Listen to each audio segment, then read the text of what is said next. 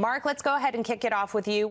Yeah, we had too easy for too long, and the Fed's playing catch up, and they're going to have to play catch up in a big way. I mean, everybody was a winner. There was no pain in the markets. The Fed was bailing us out since 2008 crisis, and there's big time payback for that now with this hyperinflation. They need to give a real wake up call to the market that they're not going to bail stocks out this time, and they're not. And that's why you see Wall Street reacting so severely.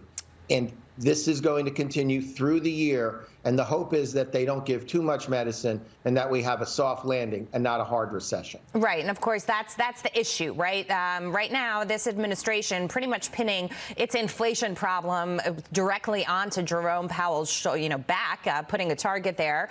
And of course, he's watching this market. He didn't have an inflation problem before this president came into the White House. But you've got the St. Louis Fed president, James Bullard, saying that talks of a recession are, quote, a little bit premature and that we could face a 75 basis point increase instead of half a point. Your thought? Well, the challenge for the Fed is even if they go 50 or 75 or multiple hikes, they don't control supply chain disruptions.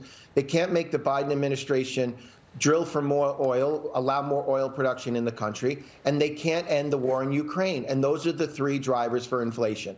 So we're fighting inflation with tools that aren't designed to fight this round of inflation. Sure, to some extent, the Fed can raise rates. That may slow this fever for housing. That could pull back commodity-related prices to the housing market. So you could see them have some effect. But as we see today with the oil markets, there's problems with Libyan oil supply. We're cutting off Russian oil supply. The Fed has nothing to do with things like that. So they're fighting inflation with only a limited set of tools. And that's the concern, that inflation gets out of control while the Fed tightens money supply and slows the economy down. Worst case is slowing economy and inflation continues. And that's the one outcome we don't want.